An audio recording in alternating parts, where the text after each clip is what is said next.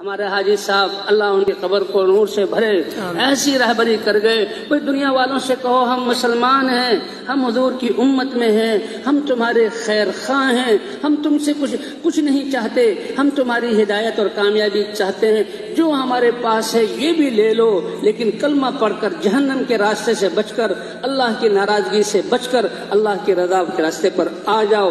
جب اللہ کے دین کے لیے لگائیں گے، اللہ اپنے خزانوں کے دہانے کھول کر ہمیں عطا فرمائیں گے۔ ہم تو اللہ سے لینے والے ہیں اور مخلوق کو عطا کرنے والے ہیں۔ اس کے لیے بھی ہر مسجد میں مشورہ ہو۔ جتنے اب یہ بہت بڑا المیہ کہ ہر مسجد میں تبلیغی سرمایہ بہت، لیکن کام آ رہے ہیں 3 4 5، 50 ہیں، 60 ہیں، 70 ہیں، 100 ہیں، اور ان کے 4 مہینے لگے ہوئے ہیں کہ بھئی 2.5 گھنٹے دو تو 4 5 آدمی۔ حتی اللہ نے اس کام کی سے دنیا میں عزت دی، اور چلو بھئی پاکستان، چلو بھئی ہندوستان، سیکھو اس کام کو۔ وہ کہتے ہیں کہ مرکزوں میں آئیں تو بڑی رونق ہے، اور مسجدوں میں جائیں تبلیغی ساتھی ہمیں نہیں مل رہے۔ یہ کتنے بڑے نقصان کی بات ہے۔ یہ نعمت اللہ نے دی ہے، اللہ بڑا بے نیاز ہے، ناقدری پر اللہ نعمتوں سے محروم کر دیتے ہیں۔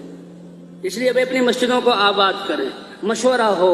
2.5 گھنٹوں، صرف 2.5 گھنٹے کہتے ہیں، یہاں سے بسم اللہ ہو، ملاقاتیں ہوں، تعلیمیں ہوں، اور 2 گشت ہوں۔ مہینے کے 3 دن متعین کر دیں۔ اگر 50 آدمی ہیں تو اس مسجد سے 25 جماعتیں، 2 پرانے اور 8 نئے، یہ جماعتیں نکلنی چاہیے۔ ہمارے گھروں کا ماحول دعوت، یہ مسلمان ہیں، یہ حضور کی امت میں ہیں، ماں بھی مسلمان، باپ بھی مسلمان۔ ہم اپنی نسل اور بچوں کے لیے پاکیزہ ماحول تیار کریں، اس کے لیے الگ محنت کی ضرورت نہیں۔ اب جو بچہ عربوں میں پیدا ہوا، عربی زبان بڑی مشکل، بڑے قواعد کی میں لپٹی ہوئی، اب وہ بچہ اس ماحول میں رہتا ہے، بغیر کسی اضافی کوشش کے وہ فصیح عربی زبان سیکھتا ہے۔ اور وہ یہ ہمارے قراء سالوں محنت کر کے جو تجوید سے پڑھتے ہیں، وہ بغیر کسی کوشش کے وہ تجوید کے ساتھ قرآن پڑھنے والا ہوتا ہے۔ کیوں؟ ماں باپ کے ماحول سے۔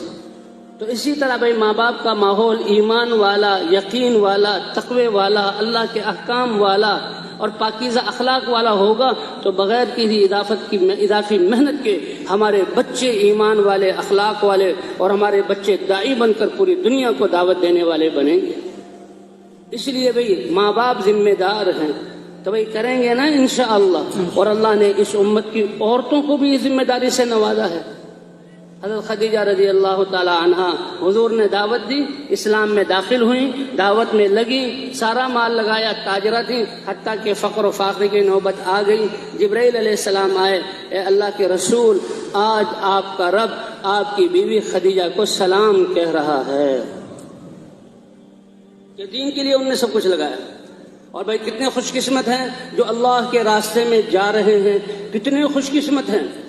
یہ بہت بڑے خوش قسمت، ہمیں ان پر رش کرنا چاہیے۔ ہمیں اگر نقد ہو سکے تو نقد جانا چاہیے، ورنہ تعین کر کے کہ ہم جلد سے جلد اللہ کے راستے میں نکلیں گے۔ نکلنے والوں کے اجر کو کوئی پیچھے رہنے والا پا نہیں سکتا۔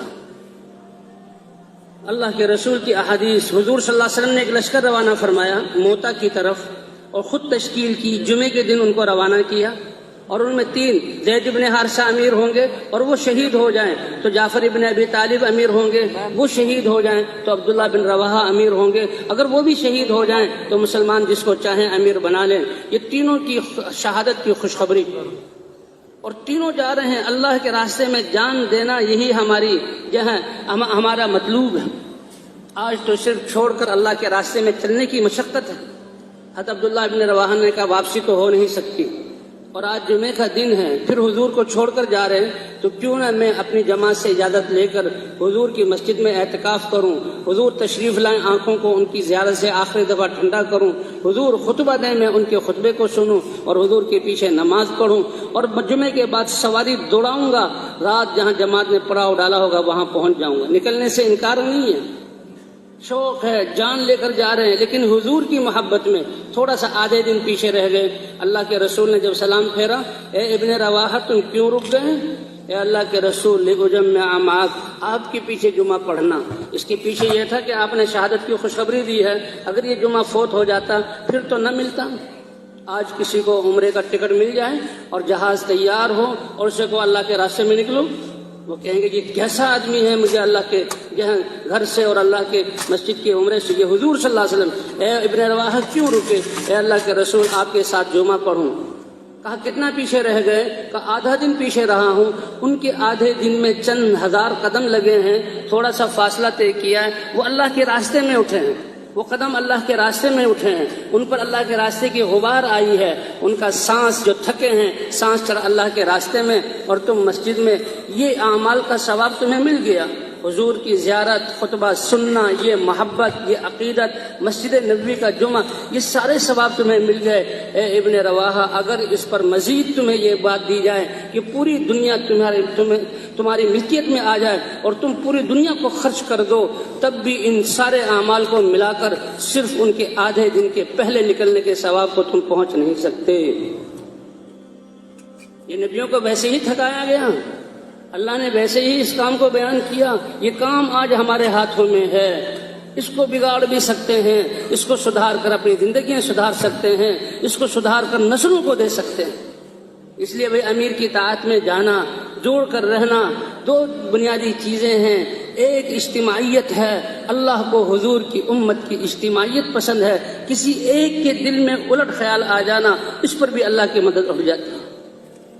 ایک اجتماعیت ہے، ایک نقل و حرکت ہے۔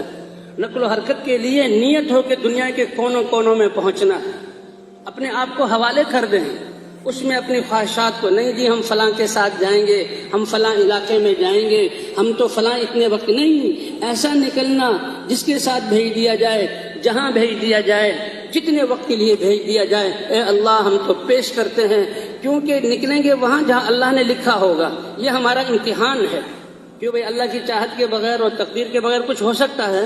جب ہمارا دانا پانی لکھا، اور ہم زبانوں سے کہتے ہیں جہاں کا دانا پانی لکھا ہوگا وہیں جائیں گے، اور پھر نفس اور شیطان کے ورغلانے پر نہیں جی تشکیل والوں ہماری تشکیل بدل دو۔